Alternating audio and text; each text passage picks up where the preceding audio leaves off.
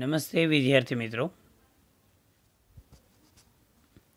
સામાજિક વિજ્ઞાન ધોરણ 9 ચેપ્ટર નંબર 1 ભારતમાં બ્રિટિશ સત્તાનો ઉદય. પાર્ટ 1 સામાજિક વિજ્ઞાનની અંદર આજે આપણે ભારતમાં બ્રિટિશ સત્તાનો ઉદય કઈ રીતે થયો અને ભારતની અંદર તેનું વિસ્તરણ કઈ રીતે થયું તેના વિશે માહિતી પ્રાપ્ત કરશું. ભાગ નંબર 1માં કે ભારતમાં બ્રિટિશરો એટલે કે અંગ્રેજો એને પોતાનું વિસ્તરણ કઈ રીતે ફેલાવ્યું તેની માહિતી છે એ આપણે આ ચેપ્ટર નંબર 1ની અંદર જોઈશું. 8મા ધોરણની અંદર તમે ભણી ગયા હતા કે 1857નો વિપ્લવ, એની પહેલાં પછી પાઠ નંબર 1ની અંદર કે ભાઈ વિદેશી પ્રજા છે એ ભારતની અંદર કયા કારણોસર આવેલી અને તે અહીંયા શું કામ સ્થિર થઈ હતી એની પ્રાથમિક માહિતી તમારી પાસે છે. ત્યાર પછી તો એમાં અંગ્રેજો હતા, અંગ્રેજો એટલે કે બ્રિટિશર. તો આ બ્રિટિશરો છે એની પાસે સત્તા કેવી રીતે આવી ગઈ, એને પોતાની સત્તા કઈ રીતે વિસ્તારી અને ભારત ઉપર શાસન કઈ રીતે સ્થાપિત કર્યું, તો તેની માહિતી છે એ આજે આપણે પાઠ નંબર 1 એના ભાગ નંબર 1માંથી પ્રાપ્ત કરશું.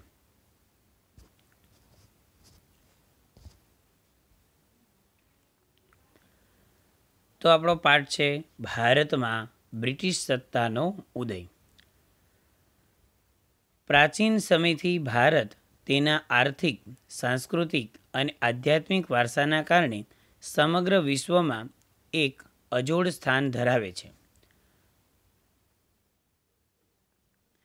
પ્રાચીન સમયથી ભારત તેના આર્થિક, સાંસ્કૃતિક અને આધ્યાત્મિક વારસાના કારણે સમગ્ર વિશ્વમાં એક અજોડ સ્થાન ધરાવે છે. ભારતના સાંસ્કૃતિક વારસા અને આર્થિક સમૃદ્ધિના કારણે વિશ્વના ઘણા દેશોની પ્રજા ભારતમાં આવી. ભારતના મરી મસાલા, તેજાના, મલમલ, રેશમી કાપડ, ગળી વગેરેની યુરોપના દેશોમાં ખૂબ જ માંગ રહેતી. ભારત અને યુરોપ વચ્ચે વ્યાપાર જમીન માર્ગે તેમજ જળમાર્ગે થતો અને આ માર્ગના કેન્દ્રસ્થાને તુર્કસ્તાનમાં આવેલું ઇસ્તંબુલ કોન્સ્ટેન્ટિનોપલ હતું. તો જો કે ભાઈ પ્રાચીન સમયમાં ભારત તેના આર્થિક, સાંસ્કૃતિક અને આધ્યાત્મિક વારસાના કારણે સમગ્ર વિશ્વમાં એક અજોડ સ્થાન ધરાવતું હતું. અજોડ સ્થાન એટલે એટલા માટે કે આટલી બધી સમૃદ્ધિ કોઈ દેશ પાસે નહોતી. ભારતના સાંસ્કૃતિક વારસા અને આર્થિક સમૃદ્ધિના કારણે વિશ્વના ઘણા દેશોની પ્રજા ભારતમાં આવે. અત્યારે જેમ આપણે વિદેશમાં જવાનું ચલણ વધારે છે એમ એ સમયમાં ભારતમાં છે એ વધારે વધારે લોકો આવવા માટે કરતા હતા. એક તો સાંસ્કૃતિક વારસો અને આર્થિક રીતે પણ આપણે એ સમય ખૂબ સદ્ધર હતા, એટલે વધારે ને વધારે લોકો અહીંયા આવવા પ્રયત્નો કરતા હતા. હવે જો વ્યાપાર આપણો કયો હતો તો અહીંયાથી ચાલુ થાય છે કે ભારતના મરી મસાલા, તેજાના, આ આપણા ગરમ મસાલા હતા.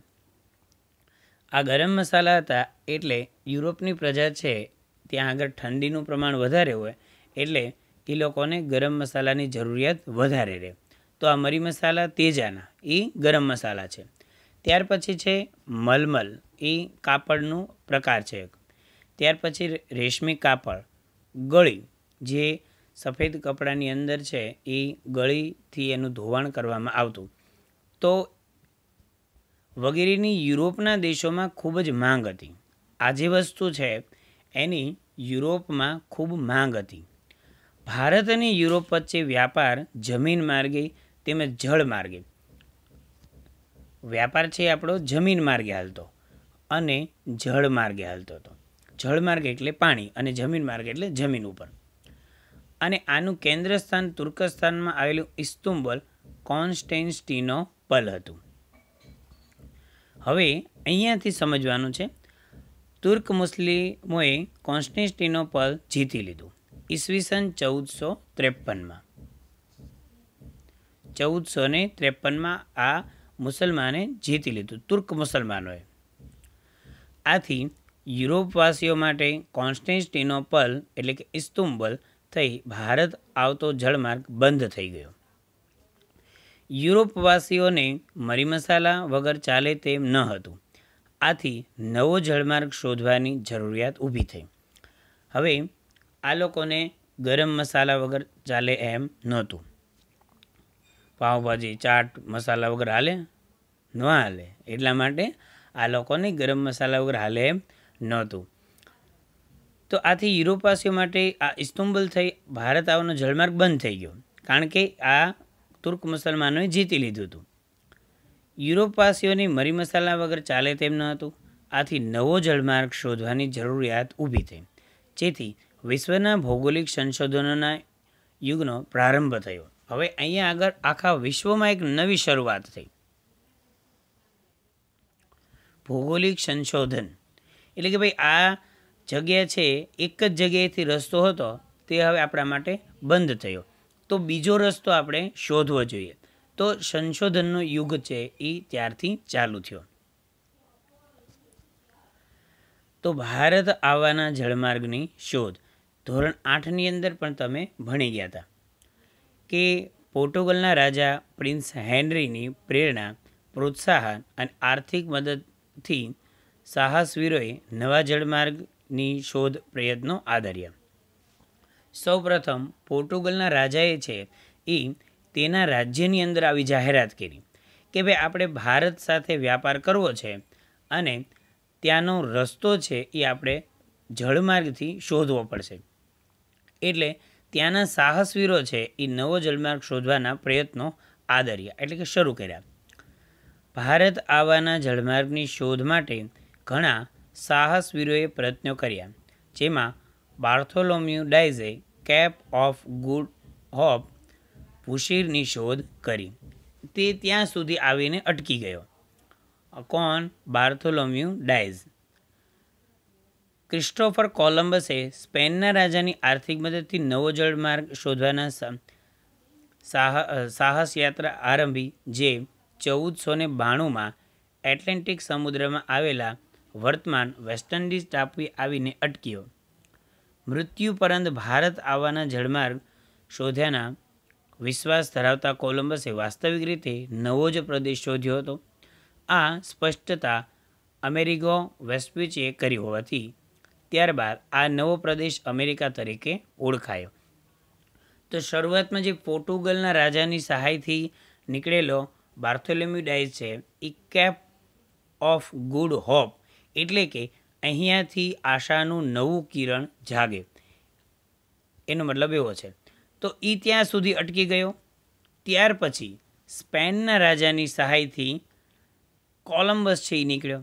તો એ પણ તમને ખબર છે કે કોલંબસ છે એ ભારત આવ્યો નથી, પરંતુ એને શું શોધી નાખ્યું હતું? અમેરિકા. પરંતુ એને મૃત્યુ થયું ત્યાં સુધી એવું જ હતું કે ભારત મેં શોધ્યું હતું. તો એને ભારત ખરેખર શોધ્યું નહોતું. ત્યાર પછી જોઈએ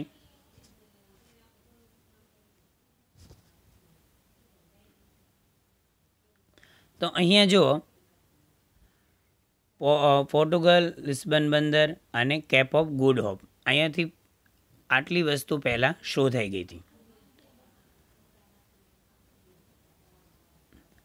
અહીંયા આગળ આપણને નકશો છે એ આપેલો છે.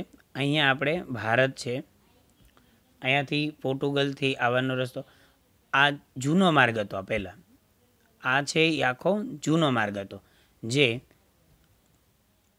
અહીંયાથી બંધ થઈ ગયો હતો. ત્યાર પછી આ લોકોએ નવા નવા રસ્તાઓ છે એ શોધ્યા.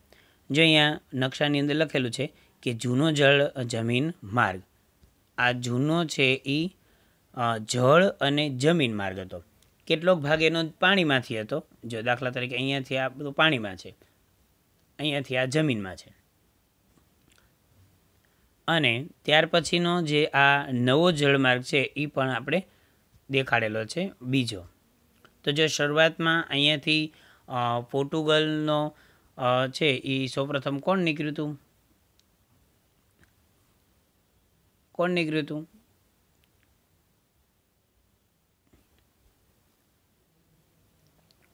તો જો અહીં લખ્યું છે બાર્થોલોમ્યુ ડાઇઝ.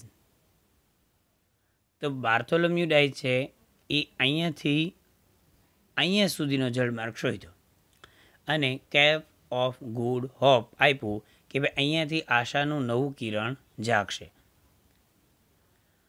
પોર્ટુગીઝ નાવિક વાસ્કો દ ગામાએ ભારત આવવાના જળમાર્ગની શોધ કરી ઈસવીસન 1498. યાદ રાખજો, ઈસવીસન 1498.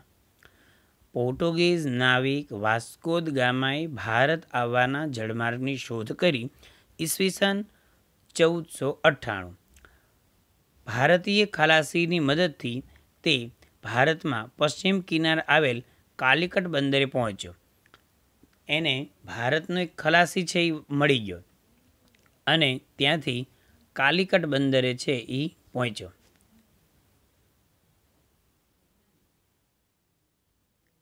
ત્યાંના રાજા સામુદ્રિક એટલે કે જામોરી તેને આવકાર આપીને રાજ્યમાં વેપાર કરવાની છૂટ આપી. આપણા રાજાઓ છે એ ઉદાર દિલ બહુ હતા, એટલે એને કીધું કે ભાઈ કાંઈ વાંધો નહીં, તો તારે અમે વ્યાપાર કરવી, તુંય વ્યાપાર કર.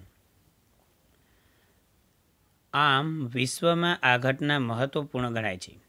તેના કારણે જ યુરોપવાસીઓ માટે ભારત આવવાના દ્વાર ખુલ્યા. એક વખત આ રસ્તો અહીંયા પકડાઈ ગયો એટલે પછી ઘણી બધી જગ્યાએથી બધા આવવા લાગ્યા અને આખા વિશ્વ માટે ભારત આવવાના દ્વાર છે એ ખુલી ગયા. તો યાદ રાખવાનું છે આપણે કે પહેલાં બાર્થોલોમ્યુ ડાઇઝે કેપ ઓફ ગુડ હોપ શોધ્યું, ત્યાર પછી ક્રિસ્ટોફર કોલમ્બસ છે એને પ્રયાસ કર્યો પણ એનાથી શોધાઈ ગયું હતું અમેરિકા. અને ત્યાર પછી આપણે જોયું કે પોર્ટુગીઝ નાવિક વાસ્કો દ ગામા એને ભારત આવવાનો જળમાર્ગ છે એ શોધ્યો. એને પશ્ચિમ કિનારે આવેલા કાલિકટ બંદરે પહોંચ્યો હતો અને કોની મદદથી? તો ભારતીય ખલાસીની મદદથી 1498. આપણે જોઈ લેવી શરૂઆત છે એ 1453 થઈ હતી. જળમાર્ગ શોધવાની આ માર્ગ છે એ બંધ થઈ ગયો તો 1453થી. એટલે આમ તો ત્યારથી જ તે ચાલુ થઈ ગઈ પ્રોસેસ. તો 1498 છે એ આપણને લોકોને સફળતા મળી ગઈ. તો અહીંયા આપણે જોઈ શકીએ છીએ નકશો.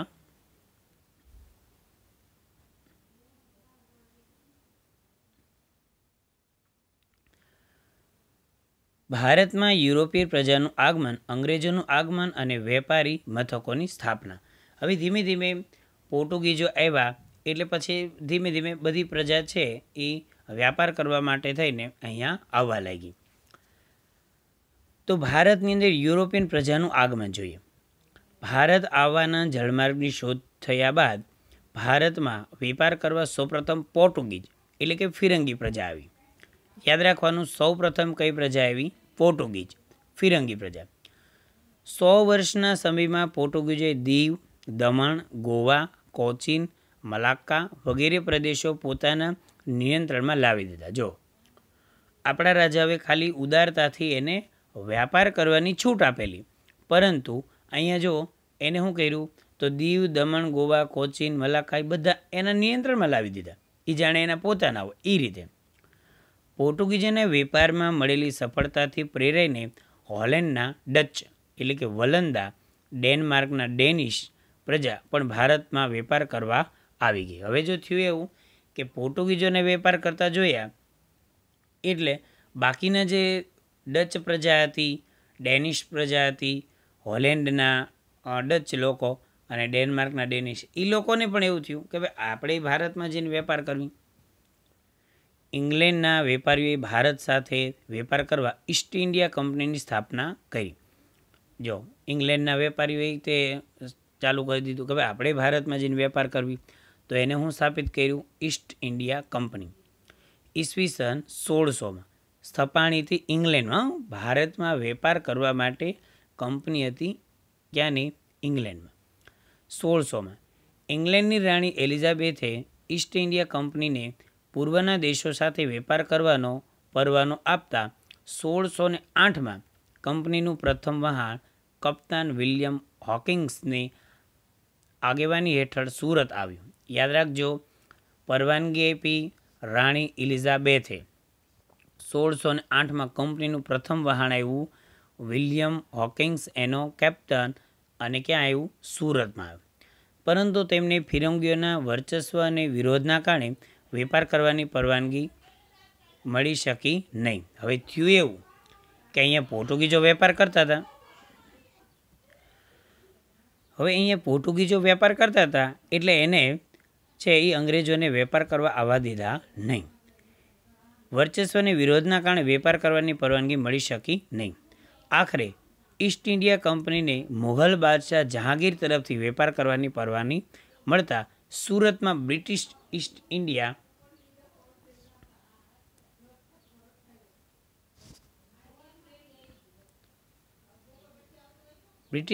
ઇન્ડિયા કંપનીની પ્રથમ કોઠી વેપારી મથક સ્થાપી 1613માં એની સ્થાપના થઈ. પહેલાં એવું થયું કે ફિરંગી એટલે કે પોર્ટુગીઝોએ એને પરવાનગી આપવા દીધી જ નહીં, કે નહીં ભાઈ અમે વેપાર કરવી છીએ તો એને નહીં. એટલે 1608માં એનું જહાજ આવ્યું હતું પણ વેપાર કરવાની પરવાનગી ન મળી. શરૂઆતના વર્ષોમાં કંપનીએ સુરત, ભરૂચ, અમદાવાદમાં વેપારી મથકો સ્થાપ્યા. પરંતુ આ પ્રદેશોમાં મરાઠી સત્તાનું પ્રભુત્વ વધતા કંપનીને જોખમ દેખાયું. તેથી તેઓ દક્ષિણ અને પૂર્વ દિશામાં આગળ વધ્યા, જ્યાં તેમણે મછલીપટ્ટમ એટલે કે આંધ્રપ્રદેશ, સેન્ટ જ્યોર્જ એટલે કે ચેન્નઈ અને ફોર્ટ વિલિયમ એટલે કે કોલકાતામાં કોઠીઓ સ્થાપી. મુંબઈ ખાતે વડુ મથક સ્થાપ્યું. હવે એને શરૂઆતમાં અહીંયા આગળ સુરત, ભરૂચ, અમદાવાદમાં વેપારી મથકો સ્થાપ્યા, પરંતુ અહીંયા આગળ મરાઠાઓની સત્તા વધારે હતી. એટલે એની સાથે એને ઘર્ષણ વારાઘડીએ થતું રહેતું. એટલે આ લોકો તો બુદ્ધિશાળી હતા. એટલે એને કહ્યું કે ભાઈ આપણે દક્ષિણ બાજુ વયા જાય. એટલે દક્ષિણ અને પૂર્વના દિશામાં એ આગળ વધ્યા. મછલીપટ્ટમ આંધ્રપ્રદેશમાં, સેન્ટ જ્યોર્જ ચેન્નઈ અને ફોર્ટ વિલિયમ કોલકાતામાં કોઠીઓ સ્થાપી દીધી અને મુખ્ય મથક બનાવી દીધું કોને? મુંબઈને.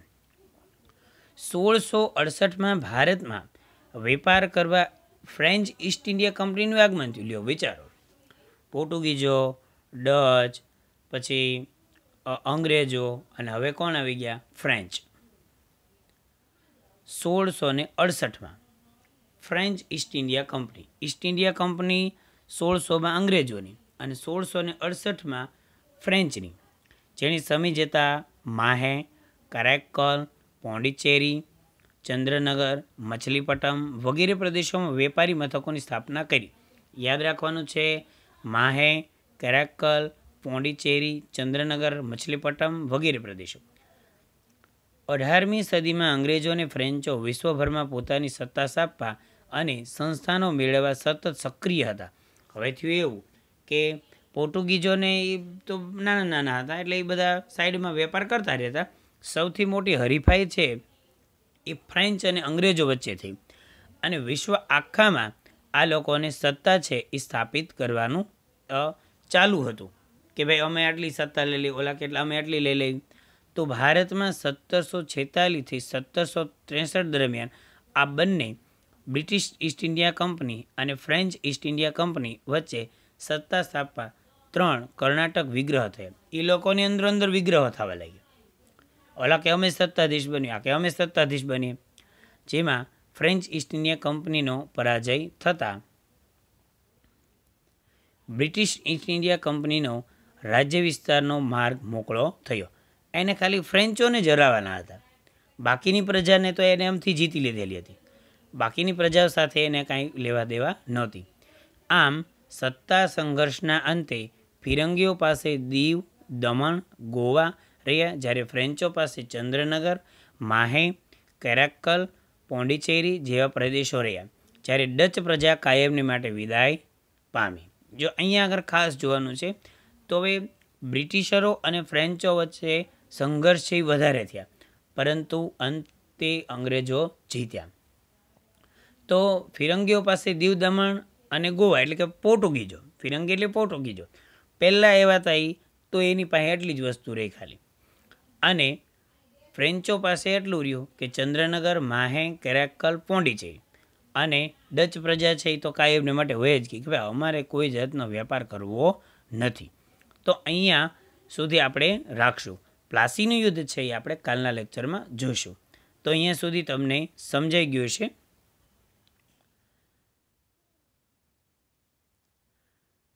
Thank you.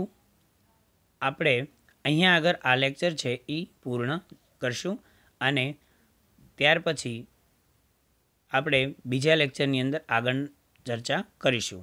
ન સમજાય ત્યાં તમે કોમેન્ટમાં અથવા ફોન કરીને પૂછી લેજો કે જેથી કરીને તમારે ક્લિયર થઈ જાય એક વાત. ઓકે, ખૂબ ખૂબ આભાર તમારો.